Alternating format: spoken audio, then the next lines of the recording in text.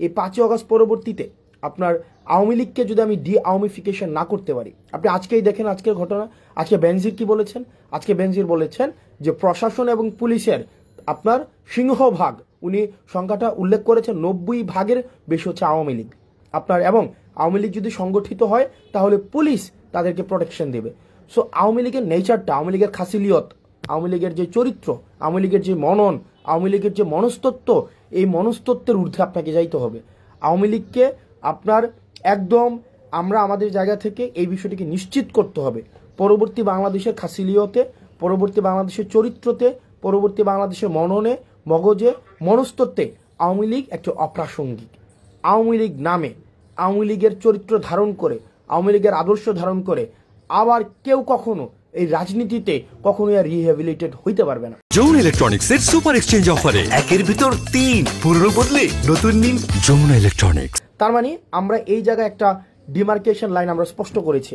এক হচ্ছে আওয়ামী লীগের সাথে আমরা একদম একটা ডিমার্কেশন লাইন, যে তাহলে নির্যাতক যারা, নির্যাতক হিসেবে আওয়ামী লীগ চিহ্নিত, সে 5ই আগস্ট পরবর্তীতে বাংলাদেশে অপ্রাসঙ্গিক। এবার আমরা যারা নির্যাতিত, এই নির্যাতিতর আমব্রেলাতে কারা কারা রয়েছে? নির্যাতিতর আমব্রেলাতে যারা যারা গণতন্ত্রের পক্ষে ছিল, বিএনপি ছিল, জামাতে ইসলামী ছিল, অন্যান্য যে রাজনৈতিক ফেসিবাদ বিরোধী যে রাজনৈতিক দলগুলো ছিল। আমাদের পরবর্তী বাংলাদেশটা আমাদের। এখন এই আমাদের বাংলাদেশে আমাদের মধ্যে গণতান্ত্রিক সৌন্দর্য, আমাদের মধ্যে মত পার্থক্য থাকবে, এক বিষয়ে সবাই একমত হব, এটাও একটা ফেসিবাদী চরিত্র যে সব বিষয়ে আমাদের একমত হইতে হবে। আমার অনেক কিছুই বিএনপির সাথে, বিএনপির মতামতের সাথে আমার অনেক কিছুই মিলবে না, আমার অনেক কিছুই জামাতে ইসলামের সাথে মতামতের সাথে মিলবে না। একই বিষয় আমার সাথেও তাদের অনেক কিছুই মিলবে না। কিন্তু বিষয়টা ওই বাংলাদেশ থেকে আমরা উত্তরণ ঘটিয়েছি।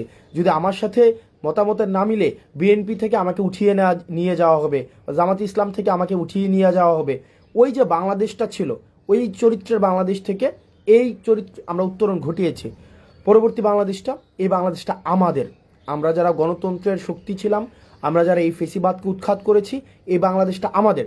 এই আমাদের বাংলাদেশে আমরা সচেতন থাকতে হবে। আমাদের রাষ্ট্রীয় সম্পদগুলো আমাদের, এই মানুষগুলো আমাদের।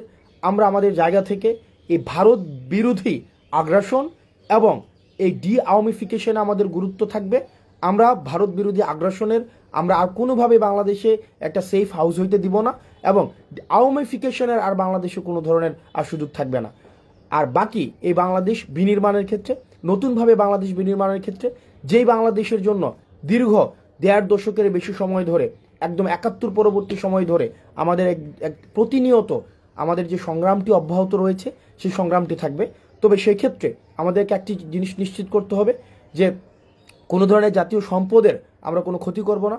এখন দেখেন পৃথিবীতে কোনো জায়গায়, পৃথিবীতে এমন কোনো জায়গায় নাই যেখানে ফেসিবাদকে নির্মূল করা হয়েছে কিন্তু ফেসিবাদের প্রতীকগুলো রেখে দেওয়া হয়েছে।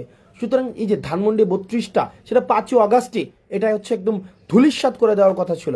5ই আগস্টে এটা ঘৃণাস্তম্ভে পরিণত করার কথা ছিল, সেটি পরবর্তীতে এসে মানুষ স্বতঃস্ফূর্তভাবে করেছে।